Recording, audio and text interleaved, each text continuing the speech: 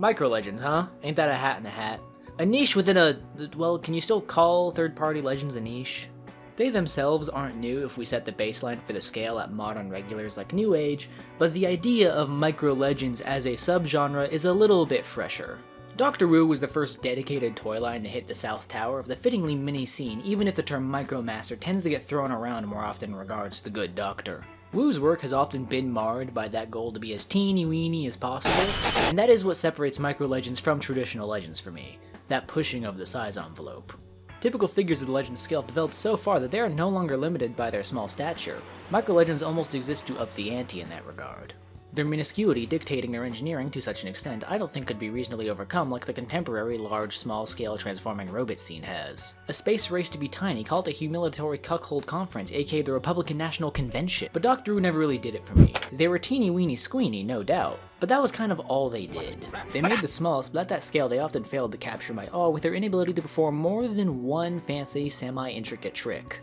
Enter newcomer Galaxy and I do mean newcomers. You know how most third-party companies are likely runoffs or new faces on existing entities? I'm fairly certain that is not the case with Galaxy Toys. They appear to have a less sophisticated setup than the other producers within the scene, and seemingly needed the collaboration of another company to get their first 2 releases made, of which MPH is a separate entity, that much has been confirmed.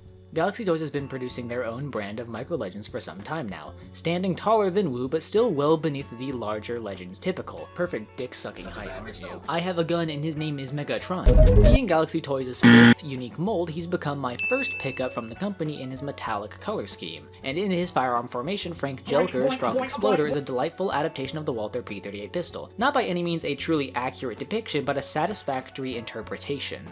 Galaxy Toys has taken the route of compromise in sculpting of the boomstick, and the overall piece has benefited for it. The squared out body of the blaster is surprisingly pleasant with the beveled top of his Bobot boobs and biceps, and the finger guard has also been cornered to double down this geometric direction for the alt mode. It's very much to the observer to decide if the new style suits their taste buds' preference, but I can say that the flavor sits tantalizingly well on my tongue. The only potential hang-up for somebody being the visible tummy at the front of the gun, but this figure is so small that's hardly a sticking point. The back connection pegs do have a sticking point-alike issue if not holding together very well, however. The central connection at the robot hips does keep the mode together well enough, but these back pegs serve as a primary piece of stability concern with this firearm. The pistol power may be propagated by the addition of its included stock and silencer. I've never been terribly attached to these accessories, but their presence is appreciated and their accenting ability is admirable.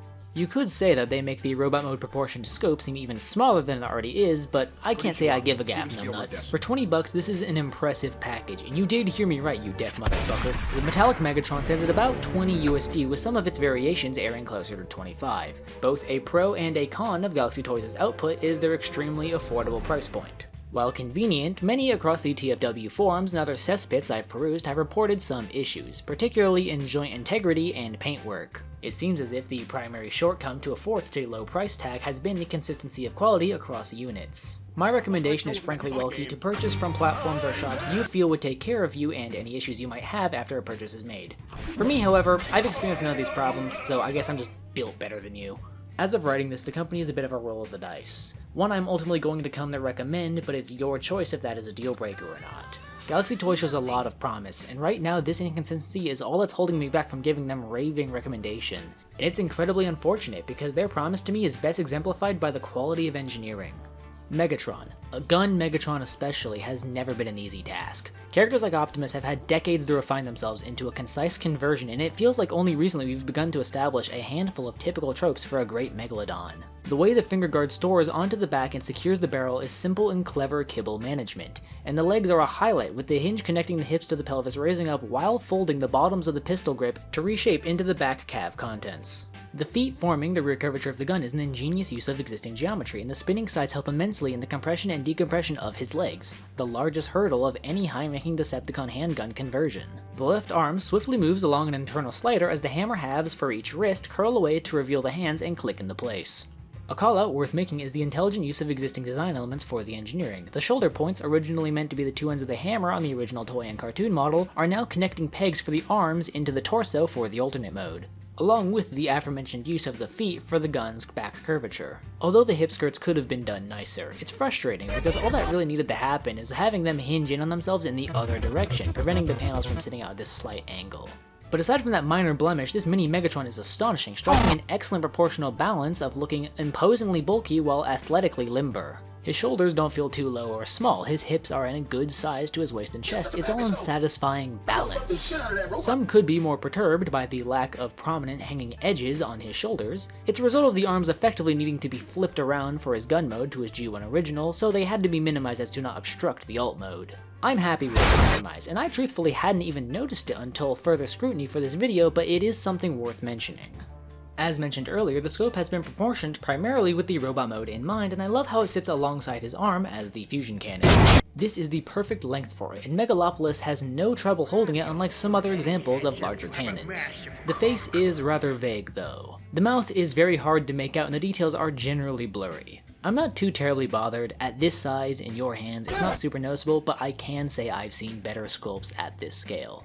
And speaking of scale, Optimus Prime, and Optimus Prime, he stands short. I don't have the Dr. Wu Megatron for personal comparisons, but he is smaller than the Galaxy Toys bot, and Galaxy Toys makes use of that added size.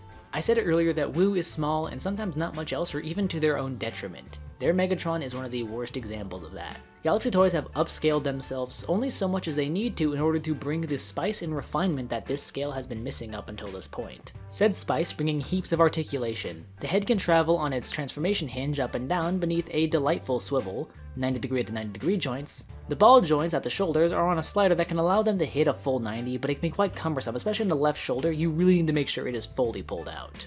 A slightly loose ab crunch. It isn't unusable to me, but it isn't as grippy as I'd want it to be. A transformation hinge can allow for some side tilt only in one direction. The drop-down hips help to extend ranges, and there's some lovely hinging and tilting at the ankles. I am deeply engrossed with posing this fascist. He has all the right angles and shapes to nail those hunched battle poses, to lean in the blasts, or even cross his legs. This is outrageous. Have this man quartered and hung in town square. I mentioned earlier that I purchased the metallic variant, and that finish is very well done. There's minor imperfections that could eat up another damned soul, but it's not the kind of thing that ruins it in my eyes. This release has some great painted details, most of which are carried over from the base version of the mold. Each of his stomach panel tummy buttons are confidently picked out in their well-applied colors. The more matte red used across his sides, biceps, eyes, and fusion cannon buttons contrast very well with the silver used across the body. And the front of the legs feature an arousing use of gunmetal, which extends to the feet and the stock connector. This mold does come in his comic deco, which I do want to grab soon and may end up making a short about documenting my experience with, so do keep an eye out for that. Using the bullshit, you can construct his iconic Peeping Tom telescope, which he can sure hold on to, alright? It does require this proprietary parts forming piece if you're scared of that kind of thing, but otherwise it's a pleasant accoutrement to the Megatron's main course. For a quick round of comparisons, here he is next to some of my traditional legends, and here he is next to my limited collection of micro-legends. Megatron stands out with an exuberant charisma, most of all next to the Dr. Wu Sentinel Omega. I had these toys arrive within a week of each other, unintentionally, and they've made a great pair since. Galaxy Toys has given me something I've been looking for. I love the original G1 Megatron. It's a regular fiddle toy of mine and an effortless good time I've brought to many places I was advised not to. But ever since, no other figure has filled out that same space. The masterpiece is entirely cumbersome in its engineering. Romulus lacked a sense of relaxing flow, and make toys, while great in its own right, hasn't been easy to pick up and play with for me. But Galaxy Toys did it. I pick up and play with this guy a lot. I bring him to work, I sit him on my living room table when I'm watching TV, I pull him off the shelf. This isn't just a great Micro Legends Megatron, this is a promise that Gun Megatron can be fun again after all this time. I look forward to every new release from Galaxy Toys, and I've been invested in expanding my collection of their work. And I recommend you keep an eye out for them too.